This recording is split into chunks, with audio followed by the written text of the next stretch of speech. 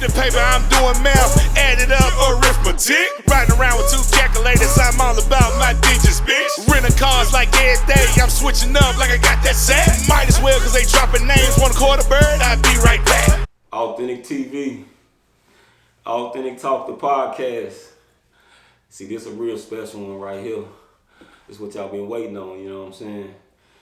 Man, we got a motherfucking ball hog, big boy, legend, West Side, Lil Mark from PJN.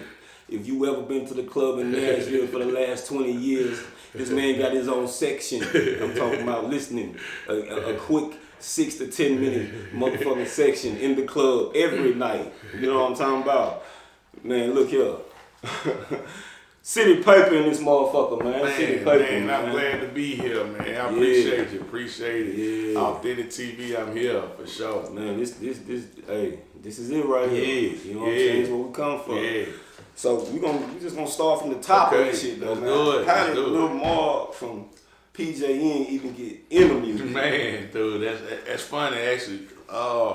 Man, like starting off, man, you know, of course I was playing ball, basketball. Still, you know, that's what I done. Yeah. Sports family and shit like that. But man, what happened, man? I started dating my baby mama. She wasn't my baby mama. Then she was just my girlfriend. Just coming up out of like 8th, 9th grade. Okay. Well, I think we met like in 8th grade. You know what I'm saying? I was at West End out there, West End Middle. She went to Bass. Okay. So that summer, I had an auntie that lived in Preston Taylor. I had a auntie lived in Preston Taylor, and I got one that lived in Andrew Jackson. Okay. So basically, it used to be like some old dance parties and shit like that with those hoods. Yeah. You know, those centers, like, so it had like a halftime type thing. Well, she was the popular halftime or whatever, and I was popular. So people always trying to kind of like hook us up, you know, little kid type shit. We got to be in 8th grade. Long story short. Okay.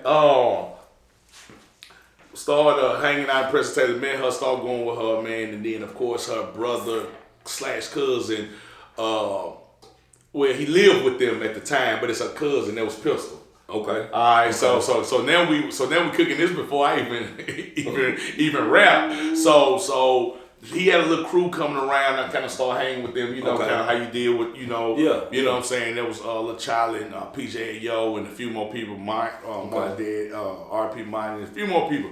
Anyway, man, it took me a couple years, man, to even try to rap. But I was in, you know, he come in. He was bigger than life, and I think it's 95.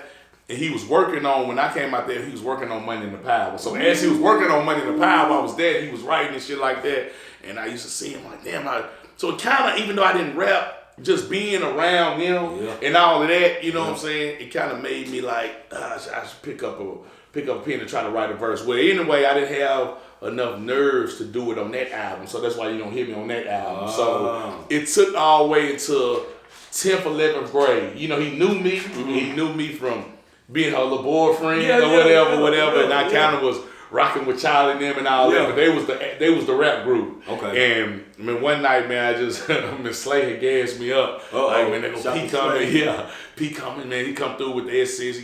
He got the big desert and all that in his pocket. I'm like, man, I'm gonna rap for him today. So I had wrote a little rap, man. It was like 8 bars and shit. Okay. And I like, man, I want to rap for you. I want to be in a group too. You know what I'm saying? Humbly, like, and I spit it for him, man. It was just like 8 bars. He was like, damn, is that it? Whatever. But, you know, he just liked my courage or whatever like that, man. He told him, man, okay. It was already hanging together, and that's kind of how I got into the group PJN. Okay. I did a couple, Ballaholic record. I did a couple hooks and stuff on that record. I wasn't on the record. And then the next record was when I got on the record. That was Speedball. And I kicked my dough in, and that's the first time people had heard me. And I was 17. I'm a junior high school now. So and it actually, you know, it kind of jump started my career because in those days, if you was in high school and you was on one of those people's CDs, you were certified. So it was almost like having a mixer off certified with a 16 and on that CD 4 times or whatever. Yeah. And, you know, so that was my jump start to the game right there. That's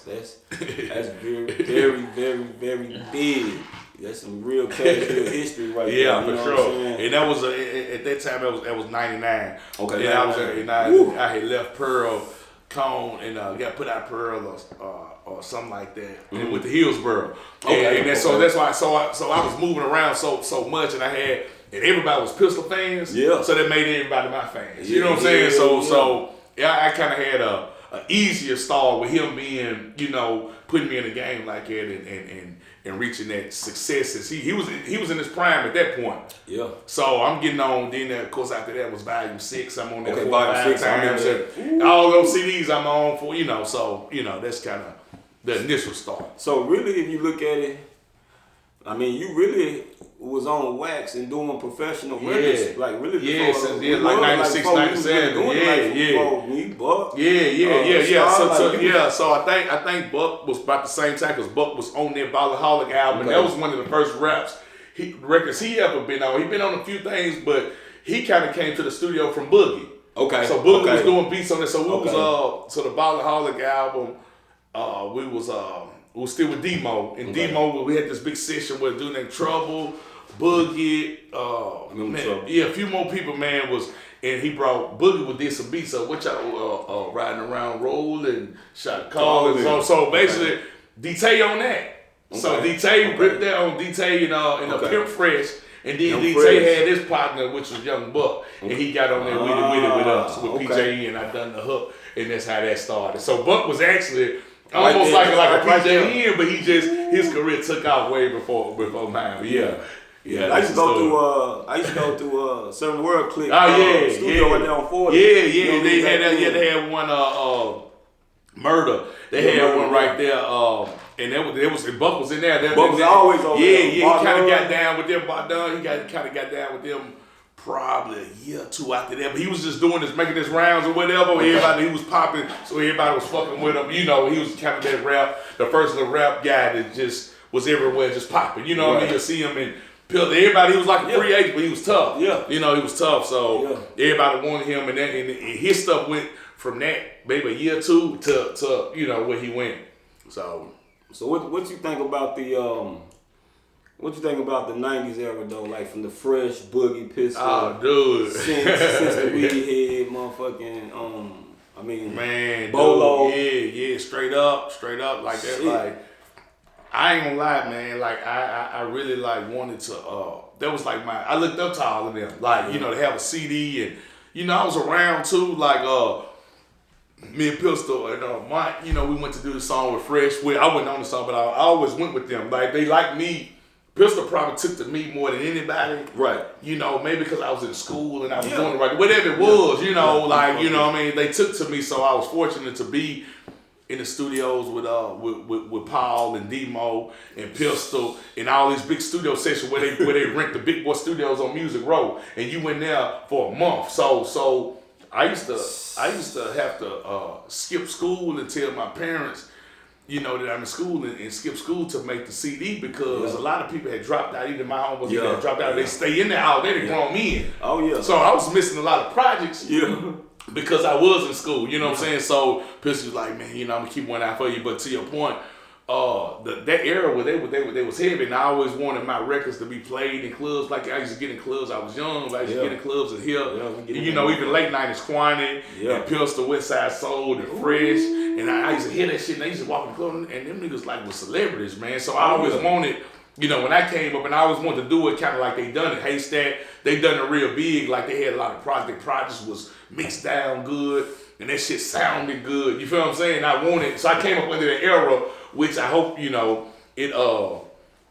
kind of duplicated that or replicated, you know what I'm saying, my treatment to the game as far as how my shit sounded and how I flooded the streets. Them dudes did it for real. They had real money behind them too. You know what I'm saying? I was serious, man. It was scary to be truthful. Just loud. It was scary because it was weed. Like you're a kid. Money. Yeah, you're a kid, and anything you want. And the CEOs, they was the big dogs, and they fed everybody. It was just a chill. And see, then in the 2000s, the early 2000s, when I kind of started doing it, it went from those big sessions, and that's when people started getting their own.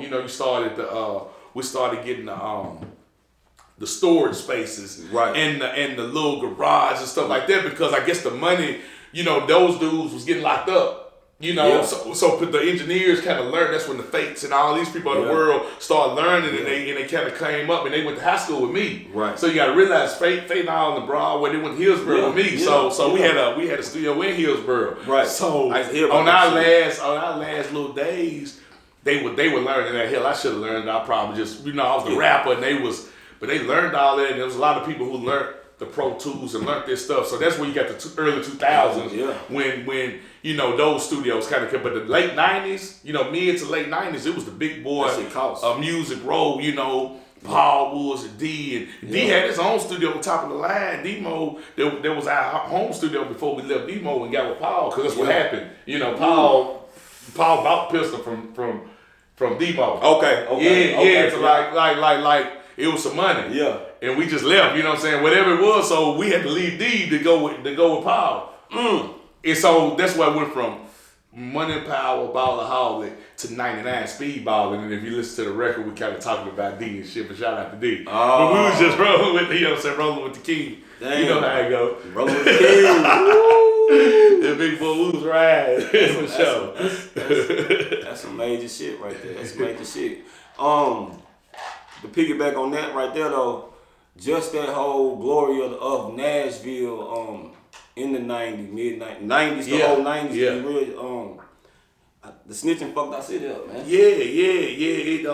When the feds came down, like they took it out and they took the culture and they took the music.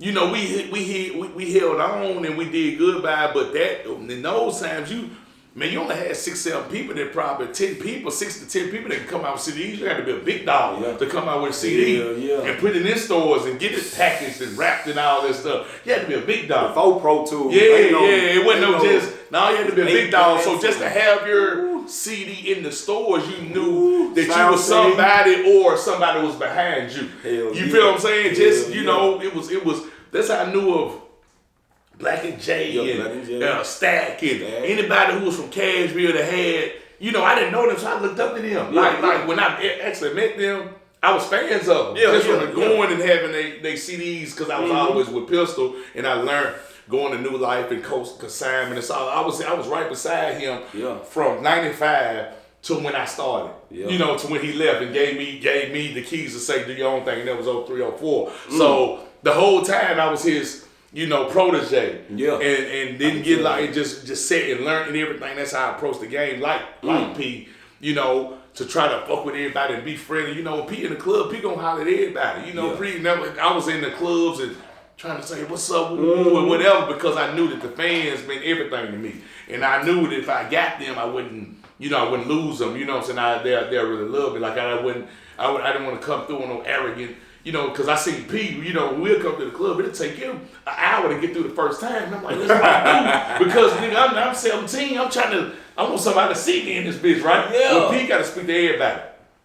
He was solid. He got to speak to everybody, even if he didn't know him. What's up, homie? Woo. So I learned that. So that was my game. People talking to everybody, because I knew then that was a sign of respect. You know what I'm saying? Because if somebody's coming to you and like your music, to walk like a grown man, walk all across the room, and what's up, homie, man? You owe that man that same high energy. You know what I'm saying? So I tried to mimic that game. You know what I'm saying? For Big Homie. Big Homie wasn't in the cup. Big Homie come through and he hollered at everybody. So that's why everybody loved. Okay. Like that, because it was a genuine type respect, you know what I'm saying, for the game that he had for Cashville, you know what I'm saying? And he had that game where he shot out niggas, and that's why I got that, I did it more on my records. But, P would do a shout out on the end of the CD to every side.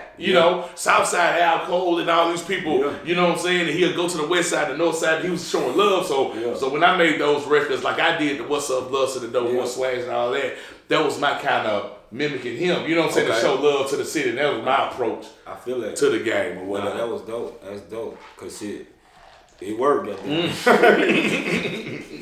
Okay, so from PJN, King P through the Speedball, getting past baton 03, and then you start fucking with Stock. Well, before that, 03, I'll start working on my first project, and that was Real Talk Volume 1. Okay, Real Talk. And that's I'm in college though. I'm in college playing basketball.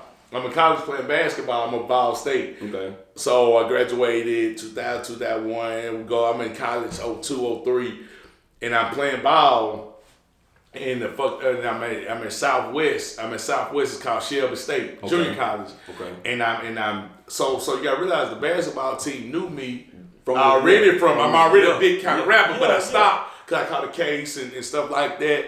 And I'm, it's like, man, you got to get in school, continue. Yeah. So I kind of chilled on rap, but everybody on the team, they want me to rap. Well, anyway, man, I freestyle with Yo Gotti at Southwest at this time, and we played him. He's not playing no basketball, but he the big rapper at 03 up in Memphis. So, my teammates like, oh man, freestyle against him or whatever. This is why I start rapping again. So I get off the truck, off the bus. Okay. Cause he passing out his CDs. I'm like, what's up? You on a battle, whatever. Long story short, okay. Me and him battle. I said, I got my basketball jersey on Ball State. You know what I'm saying? I'm battling him because his teammates or whatever. So that sparked me to start. Left school, graduated from Ball State. That started me to start working on. It sparked my interest again. So I started working on my CD, which is Real Talk Volume 1. Okay. I met Lito through mutual friends, through Ed and all those guys. I had grew up with them out east.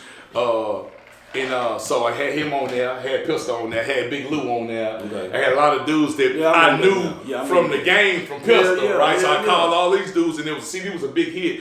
It came out in 04. Okay. But I had that new Gotti from that, and he dropped the I Got White Shorty or whatever, cheap. So anyway, he was kind of coming up, I was coming up, you know what I'm saying, or whatever. Lito was on campus doing his thing, upstate. Okay. And then simultaneously, me dropping that Real Talk Volume 1, Lito was dropping those Who Was All-Star CDs or whatever. Mm-hmm. Me and him joined because he was on that whip game, that 252 grams and all of this stuff. So me and him kind of had the little rap camaraderie. And then the year later, we dropped Grind Hard. One, that's 05. Okay. So all this kind of the same time, my solo, rocking with Lito and them, we started Grind Hard, all of this, the whole movement, right? And that was, we kind of, he dropped Grey Goose in 04. Yeah.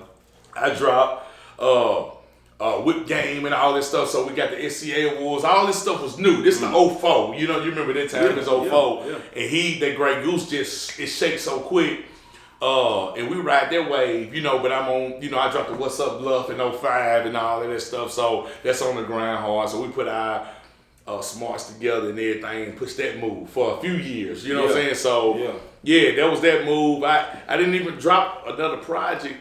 It was all mixtapes and stuff like that to probably 08, which was pay-per-view or something like that. Yeah. So So in the meantime, I had dropped I'm a Hustler. I dropped Get Your Paper. I dropped I'm a Hustler. From my relationship with Yo Gotti. So from that's why if you heard the record, he was like, I shipped White from the North, President Taylor for Paper. He was actually on another record. Okay. Rapping really about me. It's really a compliment to me. Okay. I sampled the record. He was on somebody else's song. He said that just on somebody else's record. I sampled it. I gotta get that. Yeah, I sampled it. And got to get that. Then called him up because he liked it with Fate and all this stuff. Okay. Yeah. Okay. That sent me on the 3-year run. You know what I'm saying? So that was That was a mean run right there. Yeah. I remember when things didn't work out so good with the Grind Hard situation. It was just a legendary night. I gotta say this night because it was Limelight. He came in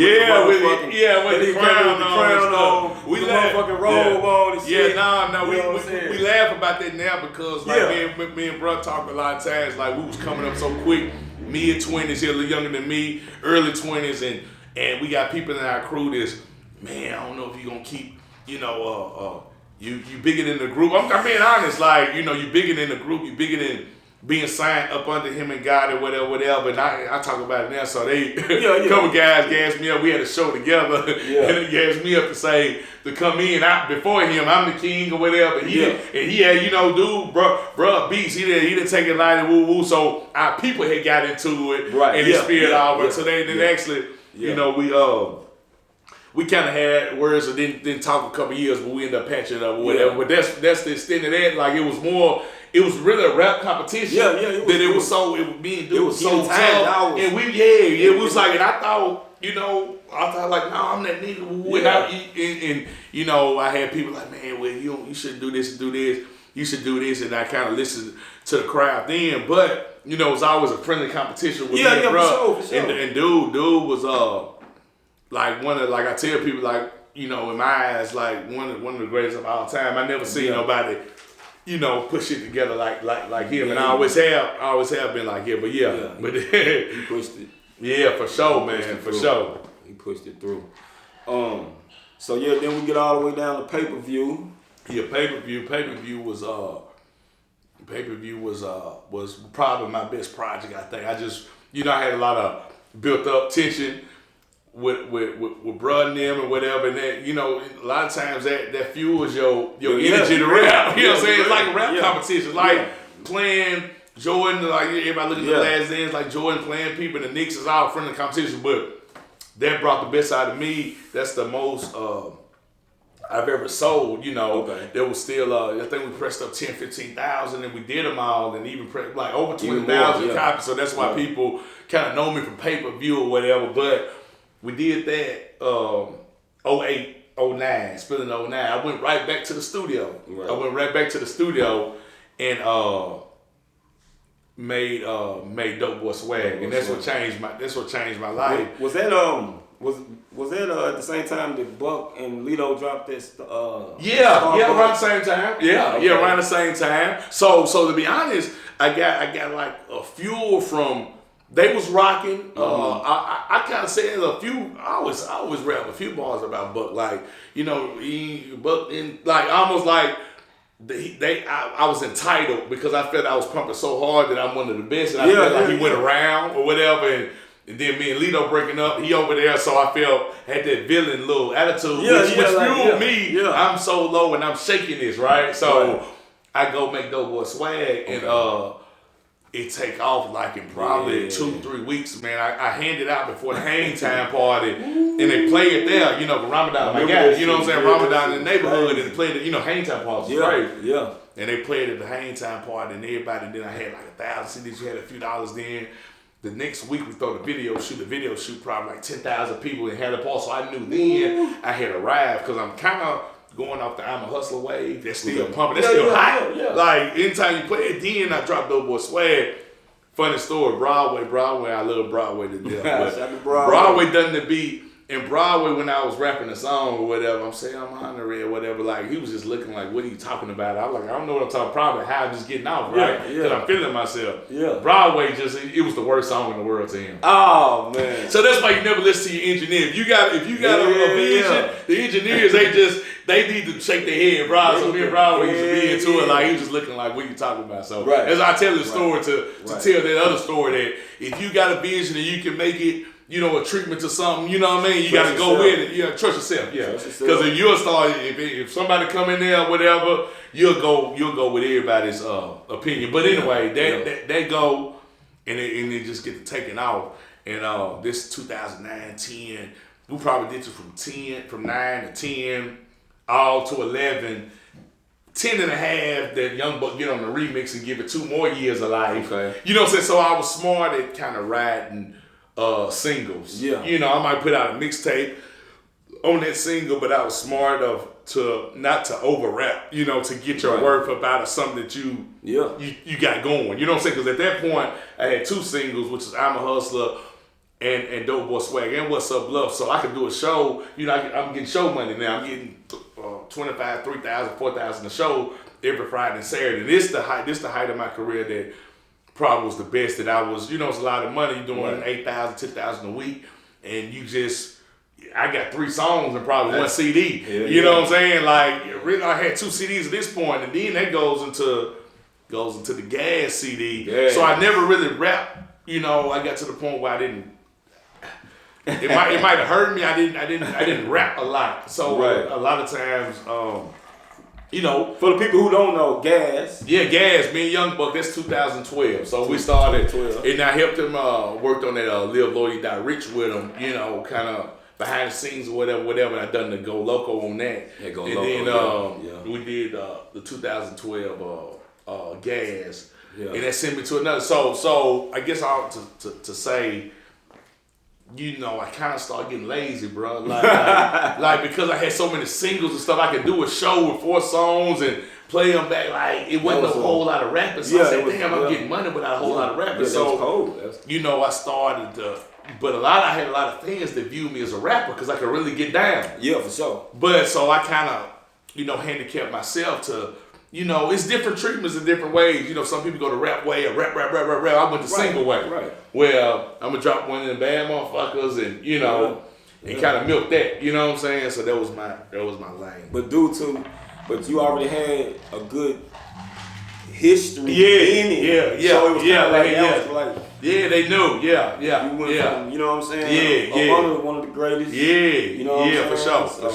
For sure. That was a hell of a thing to do. You know what I'm saying? Because shit, some niggas gotta soak up that energy when you're around them greats, man. You don't, then you know you unfortunately wasting your time. Man, to be honest, man, to that point, you know, I think I'm one of the only few that could say they, you know, been around and not around. I'm talking about like they look to you, you know, you they guy, you know, from Pistol and Young Buck and Lido, you know, and some got it. You know, I was on the Blackout Squad and did the whole, you know, group thing with Got It. So all of those dudes, I can say right now on camera, they respect me. Yeah. Like if I come in the room, you know, those dudes like, you gotta lace up their belt. Like, I gotta tighten up their belt. Like, they know. So they gave me confidence to say, man, I'm one of the greats. You know, because though a lot of times you don't get these dudes. I was kind of having a sparring match with my boy Elroy. Okay. I like Elroy. Yeah. Not talk bad about it. I tell him I'm a big dog, right? I mean, because when you do, you gotta do your history though. You do 2 CDs. See, you know, Buck. Let's go to this.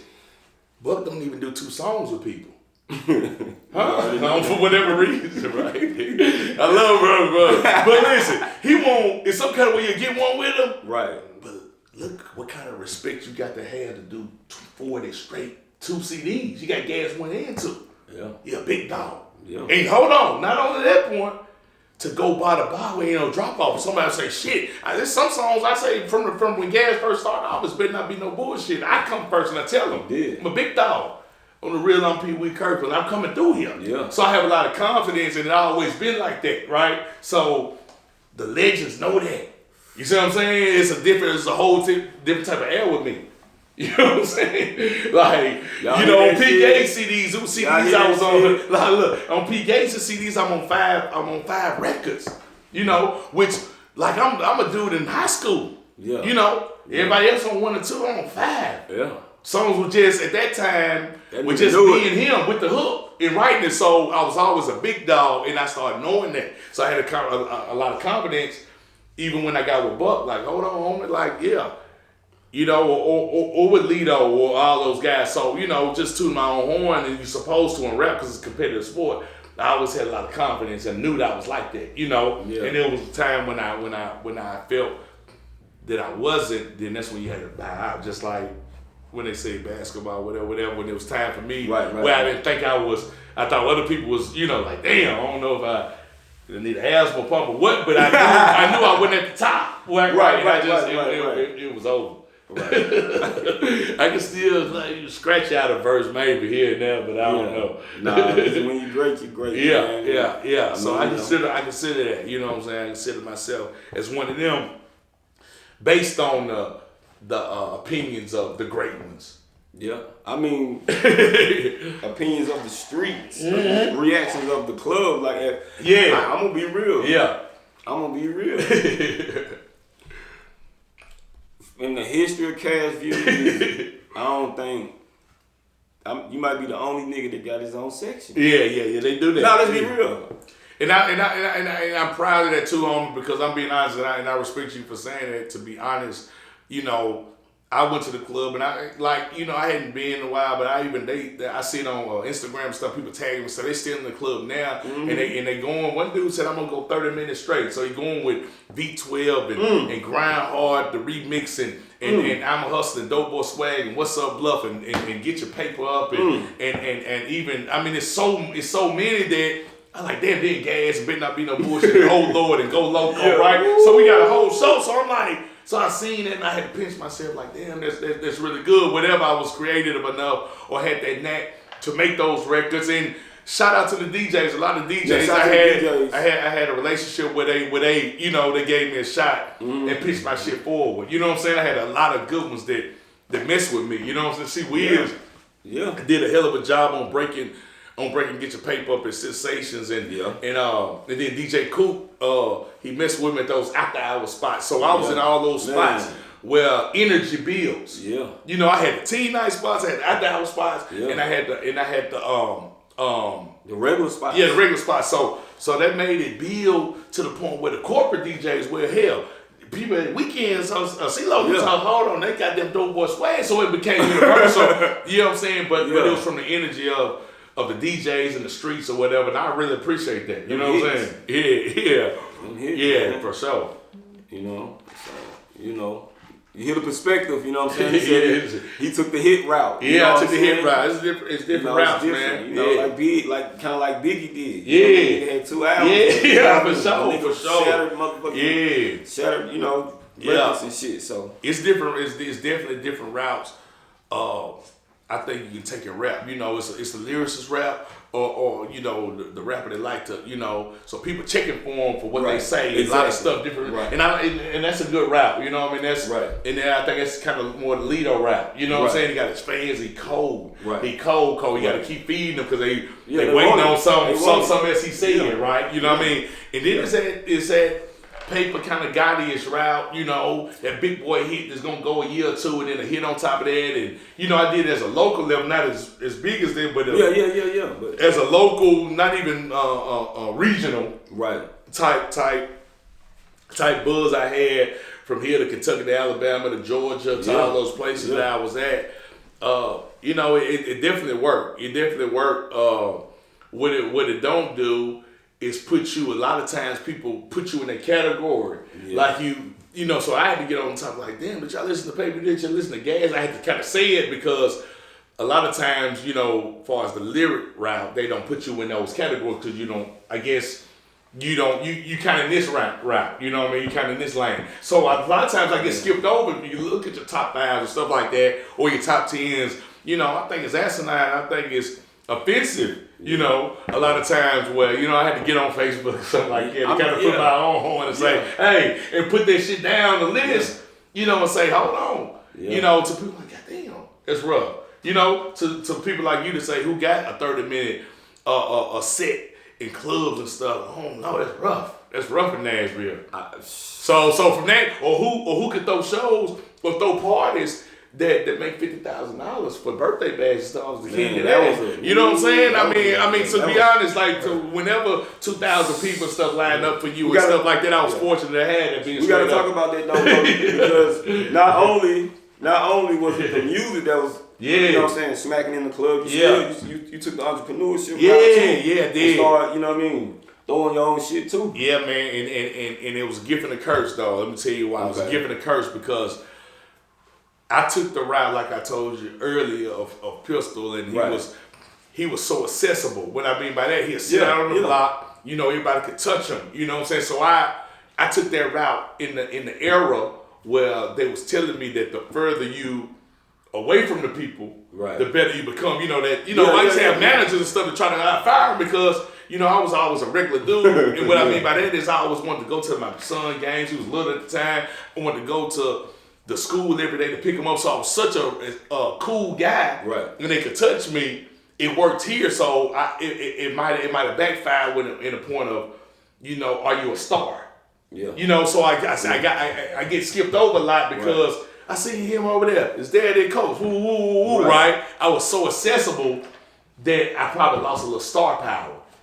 Here. But I was cool with that because I wanted never to I took Pistol's route where I wanted, it was, if I wasn't big enough to be gone 3 months, I looked at it ignorant for me to not to pick up my kids every day, right? So if I'm seeing everybody in the line every day and they see me in a regular car, right, I'm just doing regular stuff, you know, I was like, well, they said, well, you got to get somebody else, or you can't see them, you can't go to the birthday party, whatever. I just took that other route. I wanted to be at the barbershop every week. I wanted to be. I was here. Right. So if it wasn't enough money to change my life, I chose that route. Yeah, and there was reasons why I chose that route, because I always had dad and stuff like that, and I seen him every day, so I didn't want to have for a week if I wasn't gone. And hell, when I was gone, I wanted to come back. Mm-hmm. You know, they used to try to get me to record in months in the studio and shit. I'm like, well, I'm gonna miss a game on Saturday. Yeah. What's up? But it's a big part. Ain't no way.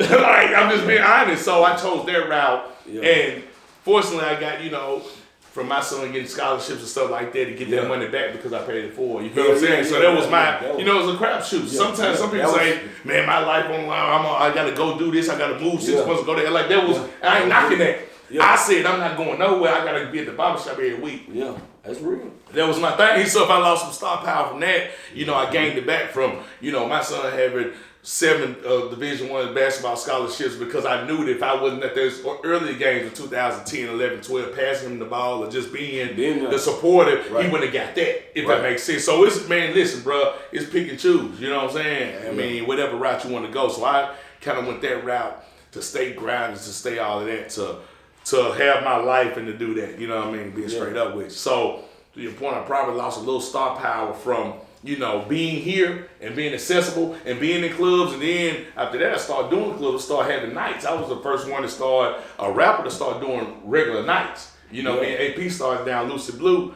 on Friday nights. You know what I'm saying? So I'm doing a regular night. So really, it's kind of like I'm generating the money that I was making outside the market. There you go. There you go. Long trying to build. There you go. That's what I did. So I did every week. Yeah, I took my city. That's what right I generated the money, moved it around. Man, I made my own. You're exactly right. That's the right I went. So I could choose. I said, man, I could take your crap shoes. I said, boy, I can meet in the middle. I can still be around here. Yeah. I can still see the people, go to the club, boom. So I started using all my. That's when social media became prevalent. Instagram and all that, Twitter.